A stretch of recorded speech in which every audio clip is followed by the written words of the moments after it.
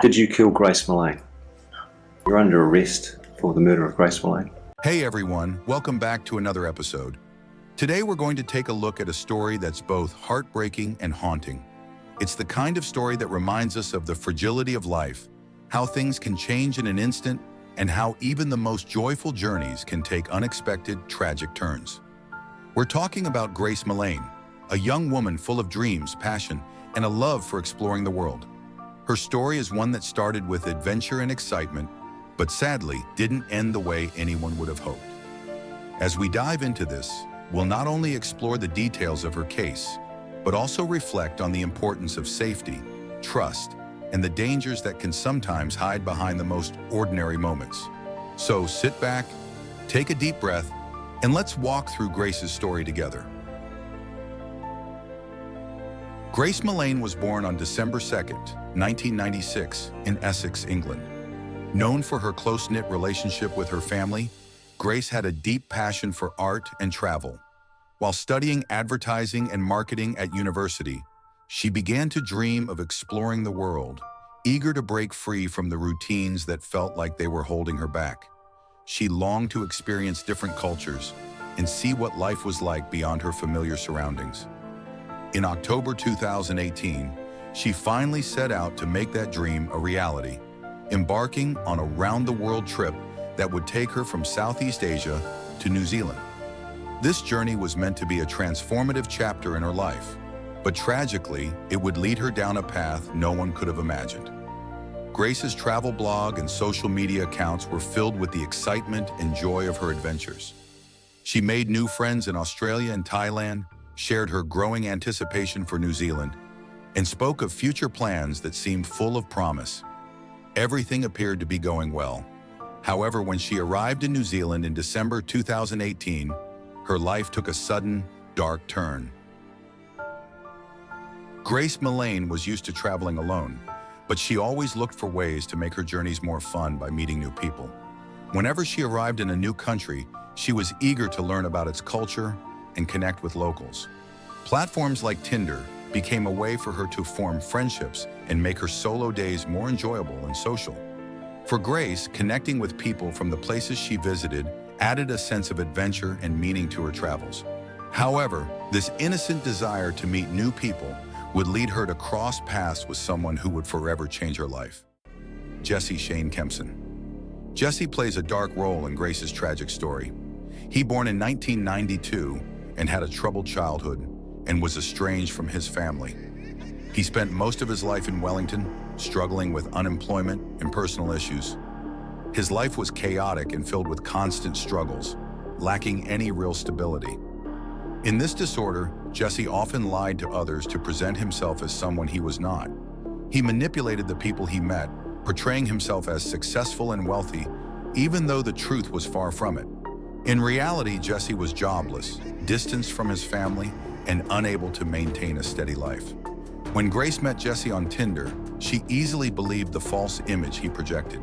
He successfully gained her trust by presenting himself in a charming light.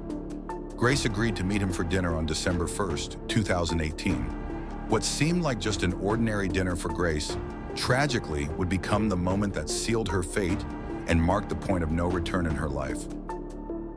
On the night of December 1st, 2018, Grace and Jesse met at a bar in downtown Auckland. Their first encounter was filled with the excitement of two strangers getting to know each other. Jesse presented himself as relaxed and confident, while Grace was reveling in the thrill of her first days in New Zealand.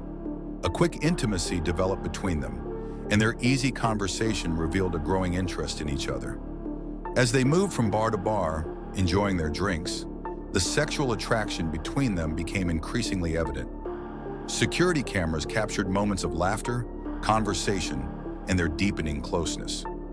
At one point, they shared their first kiss, heightening both Grace's and Jesse's expectations for the evening. Grace, as she did in every new city, was embracing the excitement of this new connection. The atmosphere of a different country and the bond she was forming with someone she barely knew felt like a grand adventure. After all, every trip is about discovery and new experiences, and this was part of that moment. Meanwhile, Jesse had darker plans in mind. He viewed Grace's innocence and excitement as something to exploit. As the night wore on, the drinks they had shared were now moving to Jesse's hotel room at the City Life Hotel. Grace felt safe beside him, enjoying what she thought was a typical Tinder date. As they headed to the hotel, she believed everything was proceeding normally. At that moment, everything seemed fine. Jesse was charming and attentive. However, the sinister intentions were already forming in Jesse's mind. When they stepped into the hotel room, Grace still thought she was having a typical date. Little did she know, this would be the night she would never leave that room again.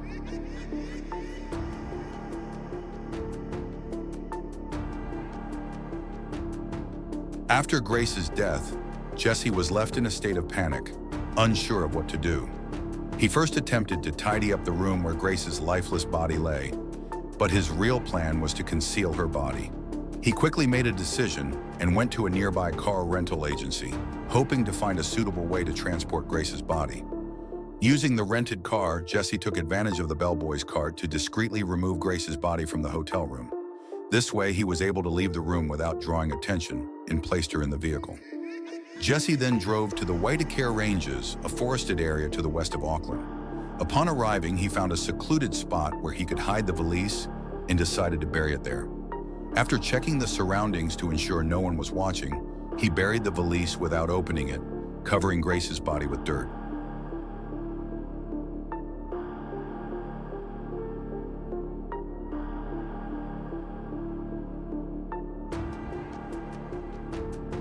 Following the incident, Jesse continued his efforts to erase any trace of what had happened. When he returned to the hotel, he took Grace's cell phone and deleted her messages and call logs, effectively ensuring that she could not contact anyone. Subsequently, Jesse conducted Google searches on how to clean and conceal a body. These searches further highlighted his attempts to cover up the incident. To distract from the situation and divert attention away from himself, he engaged with others on Facebook, arranging meetings and spending time with them. He acted as if nothing had happened, desperately trying to bury the event. However, the actions he took and the evidence he left behind continued to haunt him. Grace's family became suspicious that something had happened to their daughter and promptly contacted the New Zealand police. They had been communicating with Grace regularly and noticed that her sudden silence was alarming. The police immediately began investigating the last places Grace had been seen and decided to review security camera footage from a hotel that appeared to be her final destination. As they examined the footage, they received information that Jesse Kempson had extended his stay at the hotel. This raised concerns that Jesse might be involved in the situation. At that moment, Jesse was walking towards the hotel entrance and spotted the police. Realizing they were there, he quickly attempted to flee. The officers noticed his behavior and immediately pursued him. As the seriousness of the situation escalated, the police continued their investigation while trying to apprehend Jesse. Eventually, he met with them to provide a simple statement, but the officers were already delving deeper into their inquiries. While reviewing the hotel's security footage, the police confirmed that Grace had spent time with Jesse and had gone to his room afterward. However, Jesse's statements were inconsistent and continuously changed, increasing the officers' suspicions and pressure on him.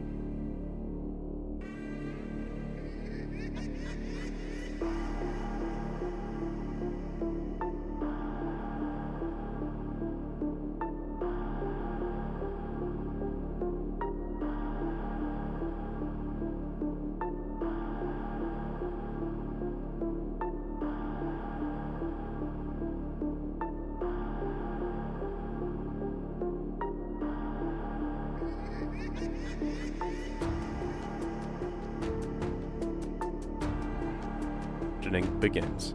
Tell us about Grace. So I was talking to Grace on Tinder. We'd matched on Friday. I saw that we'd matched the next day on Saturday. How did the evening pan out? Yeah, pretty good. I didn't initially know that she was real. What do you mean? Well, there's a lot of... So have you heard of catfish? No. So catfishing is where someone uses your profile or uses your photos and pretends to be you and then meets and you're a completely different person. Right. And it's happened to a few people I know in Australia. And it's all over the TV. So I thought, you know, if I meet at Sky City, at least I know that there's lots of people around. So if it is someone that it's not, then I can just walk away. How did the evening sort of come to an end? There was a hug and a kiss on the cheek, and a thanks, no, nice meeting you. And then I said, let me know about tomorrow. And she said, okay. And then She's been murdered or not yet. She may be alive and well. okay. But she might also be dead. Okay. Okay? And it could be that you've done it.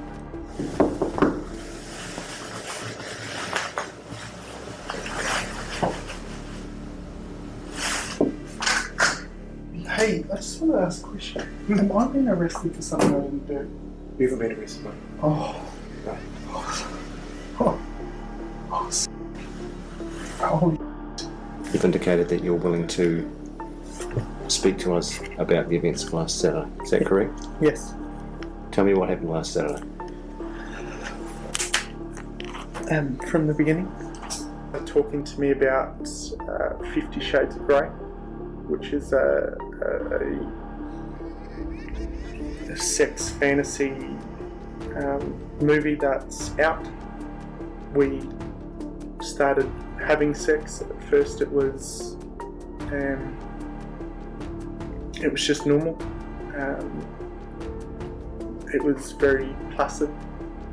And then she asked me if we could get into bondage. And then all I remember is falling asleep in the shower. I didn't know what to do.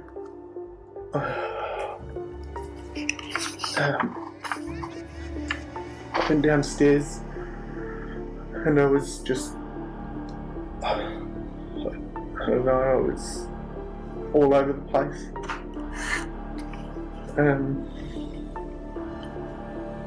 I didn't believe what had happened. As the investigation intensified, Jesse eventually confessed to the murder and revealed the location of Grace's body. This confession was a devastating turn of events for both the police and Grace's family. Jesse's account further deepened the tragedy of the incident and compounded the family's grief. The entire process became a difficult journey for Grace's family, making their loss even more challenging. The police took significant steps to illuminate Grace's final moments, but for her family, the pain of losing their daughter seemed impossible to alleviate. You understand?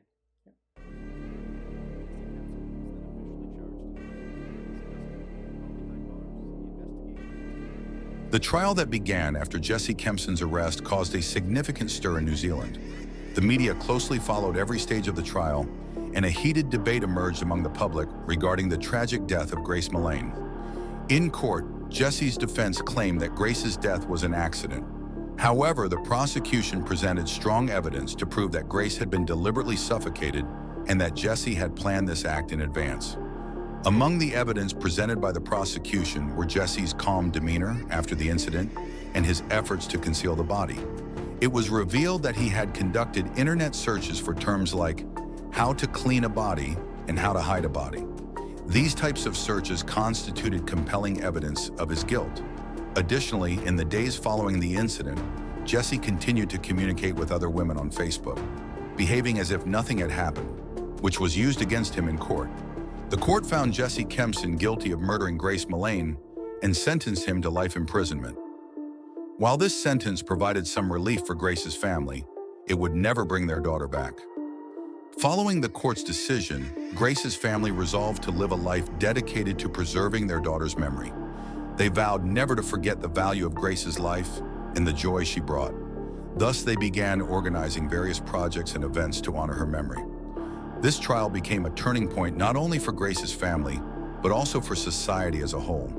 It brought more attention to the issue of violence against women, prompting many to raise their voices. Grace's story served as a reminder to prevent similar tragedies in the future. Grace Millane's tragic death resonated worldwide, sparking conversations about women's safety and gender equality.